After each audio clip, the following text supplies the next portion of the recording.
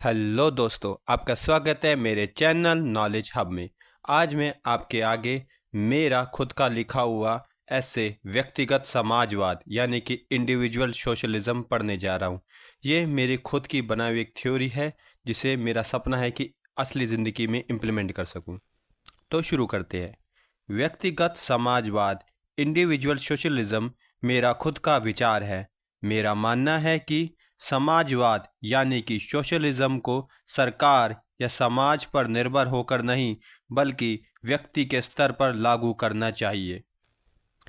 पहले समझते हैं कि समाजवाद क्या होता है। समाजवाद एक ऐसा विचार है जो सबके लिए समानता, सम्मान और भलाई की बात करता है, खासकर गरीब और ज़रूरतमंदों के लिए। अब तक जिन्होंने समाजवाद को अपनाने की कोशिश की है, उन्होंने सरकार और समाज पर भरोसा किया है। उन्होंने सोचा कि सरकार गरीबों की मदद करेगी, सबको शिक्षा, नौकरी और इलाज देगी। लेकिन असलियत में ऐसा नहीं हुआ। चीन और रूस जैसे देशों में जो खुद को समाजवादी कहते हैं, वह भी लोग गरीबी, भूख और बेरोजगारी से परेशान हैं। उनकी ज़िंदगी भी नर्क हो चुकी है। इसका कारण ये है कि हमने समाजवाद को सरकार और समाज पर छोड़ दिया, खुद कुछ नहीं किया। मैं इस सोच से पूरी तरह सहमत नहीं हूँ। मैं मानता हूँ कि सरकार का काम जनता की भलाई करना है, लेकिन आज की सरकारें और नेता और अफसर के हाथ में है जो केवल सत्ता और वोट की चिंता करते हैं, जनता की नहीं। अब मैं बताता हूँ मेरा इंडिविजुअल सोशलिज्म का आइडिया क्या है। मेरा मानना है कि जो व्यक्ति अपने जीवन में सफल हो चुके हैं, उन्हें अपने स्तर पर समाजवाद को अपनाना चाहिए। जैसे अगर किसी व्यक्ति की अपनी फैक्ट्री है तो उसे जितना हो सके उतने लोगों को रोज़गार देना चाहिए। उसे अपने यहाँ काम करने वालों को सही सैलरी देनी चाहिए।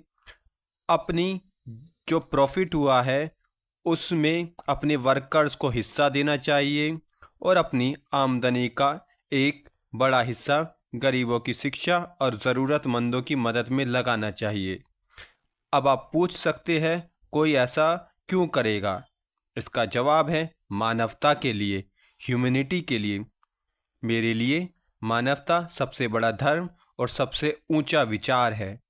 जो कुछ भी हमें मिला है उसे हमें उन लोगों के साथ बांटना चाहिए जिनके पास ये नहीं है।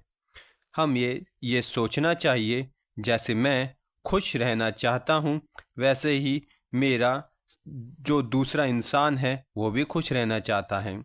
जैसे मुझे भूख लगती है वैसे ही सबको लगती है। इसलिए हमें अपनी क्षमता यानी कि एबिलिटीज़ के अनुसार दूसरों की सहायता करनी चाहिए। और एक कारण ये भी है, जब व्यक्ति जीवन में एक ऊंचाई पर पहुंच जाता है तो उसकी बुनियादी ज़रूरतें पूरी हो जाती हैं।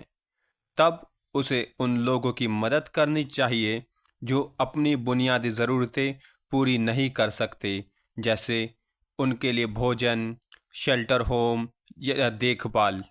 पर ये मैं उनके लिए कह रहा हूँ जो अपनी ज़रूरतें पूरी नहीं कर सकते, जो किसी तरह फिज़िकली या मेंटल डिसेबल है, उनके लिए। और अंत में दूसरे के लिए अच्छा करने से खुद को भी सच्ची खुशी मिलती है। जो लोग दूसरे की भलाई करते हैं वे अपने जीवन में अधिक आनंद महसूस करते हैं। जैसे बुद्ध ने कहा था, अगर तुम जानते कि दान की शक्ति क्या है तो तुम एक भी भोजन बिना बांटे नहीं खाओगे। उन्होंने ये भी कहा, एक दीपक से हजारों दीपक जल सकते हैं और उस दीपक की रोशनी कम नहीं होती। खुशी बांटने से कभी घटती नहीं है।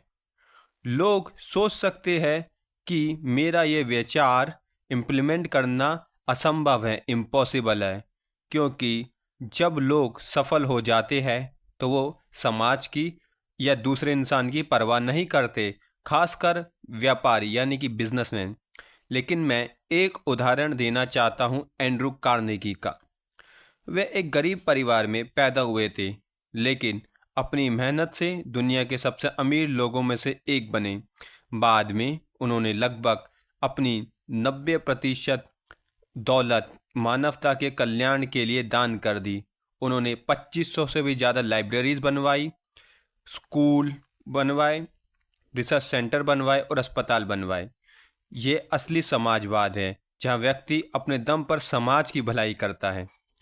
अंत में मैं यही कहना चाहता हूँ कि कोई भी सरकार समाजवाद के सिद्धांतों को पूरी तरह लागू नहीं कर सकती, लेकिन एक जागरूक व्यक्ति जिसके भीतर मानवता की भावना जाग चुकी है, वह इस दुनिया को न्यायपूर्ण, दयालु, खुशहाल बना सकता है। दोस्तों, अगर आप इसको पढ़ना चाहते हैं, पढ़ने के शौकीन हैं, तो मैं अपनी वेबसाइट का लिंक जिसमें आर्टिकल है वो भी आपको भेज दूंगा। आप वहाँ से उसे पढ़ सकते हैं। Thank you very much.